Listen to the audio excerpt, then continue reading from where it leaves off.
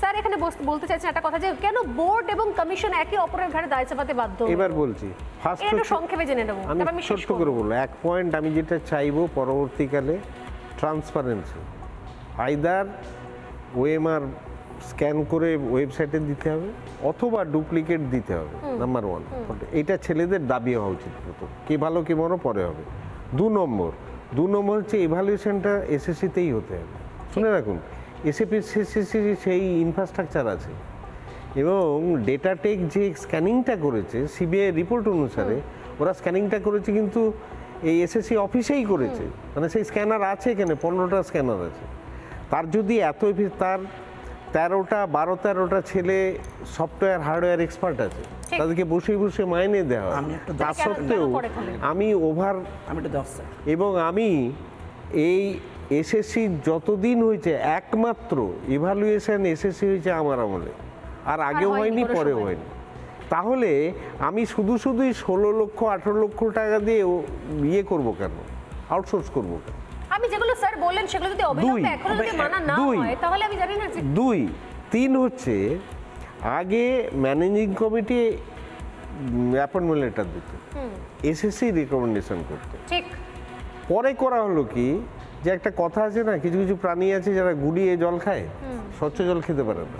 এখানে করা হলো কি রেকমেন্ডেশন করছে এসএসসির অথরিটি, অ্যাপয়েন্টমেন্ট লেটার দিচ্ছে বোর্ড, সে ডিরেক্টলি জয়েন করছে। তো what is the function of the managing committee? ঠিক।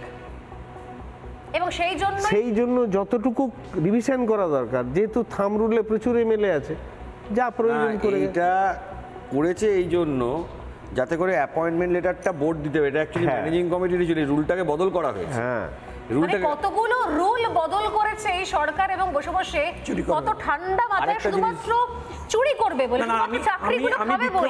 আমি একটা কথা বলছি, এসএসসি থেকে সিলেক্ট হচ্ছে, এসএসসি থেকে অ্যাপয়েন্টমেন্ট লেটার দেওয়ার কথা, কিন্তু সেই অ্যাপয়েন্টমেন্ট লেটার দিচ্ছে বোর্ড, যাতে মাঝখানে সবথেকে বড় অ্যাপয়েন্টমেন্ট লেটার বোর্ড ওটা দেওয়ার কথা ছিল ম্যানেজিং কমিটি, ওটাকে রুলটাকে ম্যানেজিং কমিটির, যাতে মাঝখানে একটু ফাঁক থাকে এবং সেই ফাঁকে আরো বেশি সেন্ট্রালি জিনিসটা হয়। কি অসাধারণ! সবথেকে বড় ক্রাইমটা হচ্ছে, তুমি আমার সাথে একমত হবে, স্যারও হবে, সেটা হচ্ছে যে আজকে অফিসিয়ালি এসএসসি বলে দিল যে এতগুলো বেআইনি রিক্রুটমেন্ট হয়েছে, সেটা কোর্টে প্রমাণিত হলো। হওয়ার পর গভর্নমেন্ট জানবার পর সরকার দায়িত্ব নিয়ে পুরো একটা ক্যাবিনেট বসিয়ে এইটা সিদ্ধান্ত নিল যে এই বেআইনি রিক্রুটমেন্টগুলোকে কিভাবে আইনি বানানো যাবে, এদেরকে কিভাবে রিক্রুট করা যাবে। আপনি শুধু এইটুকু ভেবে দেখুন, এখানেই তো সবথেকে বড় ক্রাইম। না, আমার ইন্টারেস্ট একদম, আমরা এই জায়গাতেই প্রশ্ন আছে, এটা থেকে আমি শেষ করব, যেহেতু সময় একদম শেষ। আমি যোগ্য পার্টটা একটু শেষ জেনে নেব। এইবারে এত কিছু রিট্রিভ করার পরও কেন সেগ্রিগেট করা গেল না? স্কুল সার্ভিস কমিশন তাদের যে এফিডেভিটসগুলো দিয়েছে, সব কিছু দিয়েছে, সব ওরা ঠিক করেছে। আমি যদি ধরেও নিই, আমি একটা শুধু প্রশ্ন মানুষের কাছে রাখবো, সবার কাছে রাখবো, যোগ্য এবং অযোগ্যদের লিস্টটা স্কুল সার্ভিস কমিশন কেন ওয়েবসাইটে পাবলিশ করলো না উইথ ডকুমেন্টস? আজও করেনি কেন? এটা হলো সব থেকে বড় প্রশ্ন। এবং যোগ্যদের list single bench, division bench, supreme court অবধি কোনোদিন কোনো মামলাতে দেওয়া হয়নি। উপরন্তু সুপার নিউমেরিক পোস্ট ক্যাবিনেট থেকে পাস হয়ে আসলো কেন না? ইল্লিগাল অ্যাপয়েন্টিদের অ্যাপয়েন্টমেন্টটাকে জেনুইন করার জন্য। এর থেকে বড় দুর্নীতি না। আর ক্যান্ডিডেটদের আমি একটা কথা বলবো, লিস্ট ভীষণ রকম ছিল ওদের হাতে, ছিল, কিন্তু সেটা আজ অবধি যদি আমি এই কথাটা মিথ্যে বলি, তাহলে স্কুল সার্ভিস কমিশন পাবলিশ করে দিক আজকে রাত্রেবেলা। এই তো 2 ঘন্টার কাজ, মানে মাত্র 2 ঘন্টার কাজ তোরা ইচ্ছাকৃতভাবে করে না।